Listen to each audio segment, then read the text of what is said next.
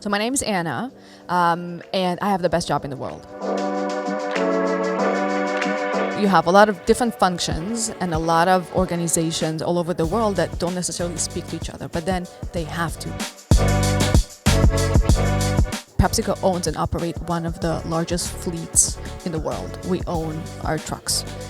Wow. And one of our key goals as part of PepsiCo Positive is to decarbonize this massive fleet.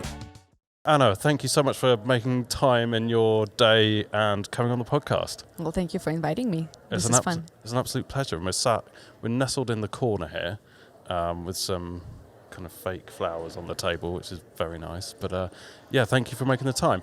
So, most of the people that we tend to talk to on this podcast are marketing practitioners. Your background is slightly different, but also like massively important when it comes to marketing. So do you want to give us a whistle-stop tour of who you are and what you do? Yes, of course. So my name is Anna, and I have the best job in the world. So my role is to work with brilliant entrepreneurs in some of the industries, leaders, most inspiring leaders in the CPG industry, and together we're trying to solve or address some of the biggest challenges of our time, right? Okay. So anything from solutions that will help us reduce or decarbonize our fleet, solutions that will promote a more resilient food system, autonomous driving, so things that are just cool, and just anything that will promote a positive change for the people and the planet. That's amazing. And how does technology come into this? So PepsiCo Labs, give us a little bit of an overview as to what that unit is and what the what the objectives of it are. Because when we were chatting before this, it just sounded like amazingly interesting. Yeah, I'm happy to go into the details. So basically, to address all of those challenges, right, we need technology. Yep. Technology is the solution that will help us address the needs. So my team goes out into the world, scouts for solutions that are relevant and can be potentially integrated within the big PepsiCo machine across our value chain end to end, from seed to shelf and anything in the middle.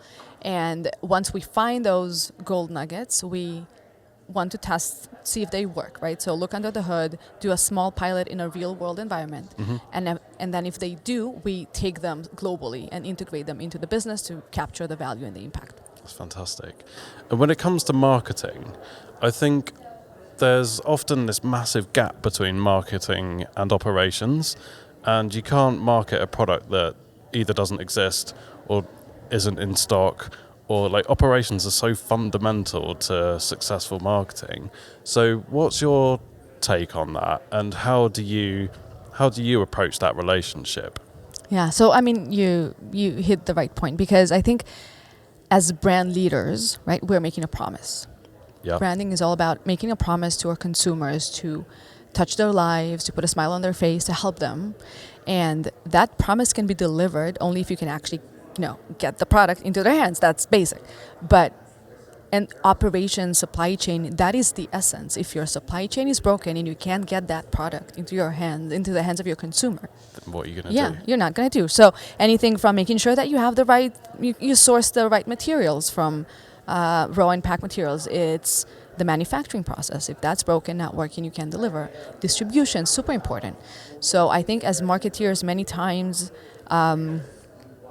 we look at, kind of the dream and the brand and the inspiration, but then there's a lot of work that goes in the background just to enable all of this, right? Because imagine your biggest launch, but you had a distribution glitch and you can't get the product on shelf.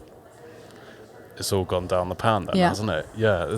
And how do you coordinate that? So, clearly within marketing or any business activity, there's peaks and troughs, right? There's, a big launch here, and then that kind of settles, and then something else launches here. And how do you manage that from an operations point of view? Because that has to be perfectly synced up, doesn't it? You can't, like you're saying, you can't do a massive marketing drive for something that's not ready. So are there any, learnings in your career for making that sync up better? Yeah. So this goes well beyond kind of my current responsibility as startup, but I do come from the CPG industry. I've spent most of my career here. So I think it comes from the right planning and connectivity end to end. Many big organizations are, big. So you have a lot of different functions and a lot of organizations all over the world that don't necessarily speak to each other, but then they have to, because if the manufacturing team does not get the right forecast, and they need to plan months in advance, they need to procure the materials months in advance. You need to secure space on shelf with your commercial team months in advance, because those plans are, all aligned with the retailers during, let's say, annual plans or revisit. So it is all about making sure that everybody touching the product throughout the life phase are all communicating and syncing their plans. Yeah, which is often a much bigger challenge than it sounds like, isn't it? Particularly in a large organisation. Have you got any advice for marketers who want to understand more about operations, and they're in a role and it is a bit siloed and that communication isn't quite there, or the process isn't nailed down? What would your advice be to someone in, I guess, the marketing side of things, wanting to learn more about your world? So my advice always, regardless of the role, is just go into the field. When I was early in my career, I would spend a week a year in the field. I would be a truck driver assistant. I will be a merchandiser assistant, literally putting product on shelf. Even now, last week I was in one of the first sites that got 3 new electrified kind of trucks. And we went there just to hear from the drivers which truck they prefer. They got 3 different models.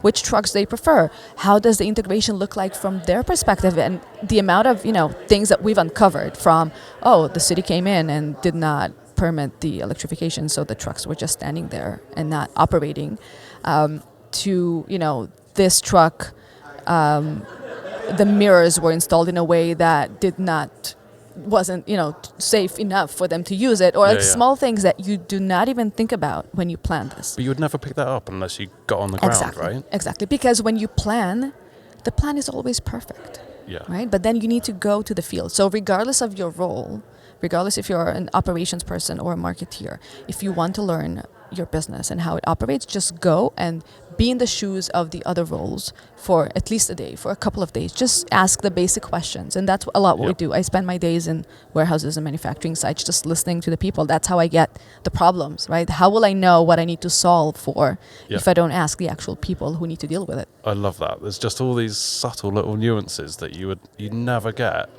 unless you meet someone face to face. You pick up on stuff just rubs off on you, doesn't it? That you would never get otherwise. So yeah, I love that. Now, last kind of question, and I don't know how much you can talk about here, but say if you can't, right? But are there any kind of things that you've worked on that you found really exciting, like any major highlights in terms of innovation, or something that you're working on at the moment that you're really excited about? Like what sort of highlights can you talk about? There's a ton. We do a lot because PepsiCo is so broad, right? Our value chain is vertically integrated. So we grow the potatoes that go into our snacks. We ship them in our own trucks. We obviously own the manufacturing sites, the warehouses. We have over 300,000 employees. So my team as Pepsico Labs, we touch a lot of stages and a lot of different technologies. A few interesting examples, one solution already getting a lot of traction and being scaled across Latin America and now going into Asia is drones for agriculture. Okay. And the drone flies and looks at our crop, right, potato. It gives us analytics on and forecasts to yield. Tells us how the plants feel. Do they need more water? Do they need less water? Alerts for pests, because that is, dangerous. Nobody wants that, and we want to make sure we know as soon as possible. Another solution also implemented across North America is listening to our manufacturing machines. Okay. So literally listens to the sounds the manufacturing machine, the critical equipment makes, to make sure that they're happy as well. And they will not break, because the worst thing that can happen is a critical machine or piece of equipment breaking, and you can't produce product, your people are just looking and waiting, and somebody needs to get a part and fix it. And you can imagine the cost and the complexity it creates. Let's give a different example to mix it up, something completely different. Biodiesel, right? PepsiCo owns and operate one of the largest fleets in the world. We own our trucks. Wow. And one of our key goals as part of PepsiCo Positive is to decarbonize this massive fleet. So 0 emissions by 2040. which is around the corner when you think of it's not that far not off. that far. And our main technology or our main approach and strategy is electrification. So we're doing a lot, and I'm sure you've heard of, like, we have Teslas coming, we have a lot of electrified infrastructure and vehicles that we're deploying. So we do a lot of work on that side. And then for routes that cannot be electrified, so imagine the longest route, over 500 miles, where the infrastructure is not there, right? We need to find an alternative solution, and that's where we approached biodiesel, and we're working with a company that upgrades our existing trucks so they can run on biodiesel. That's and decarbonize that way, and that also reduces about over 90% of the emissions on the routes. That is amazing. Like, just those 3 examples alone, I would never really have thought about, or like the drones analysing the crops, and your job must be so interesting. Yeah. That's why I started with best job in the world. It sounds like it. But look, Anna, thank you so much for taking the time out of your day. I hope you have a great shop talk, and thanks everyone for listening in. Thank you.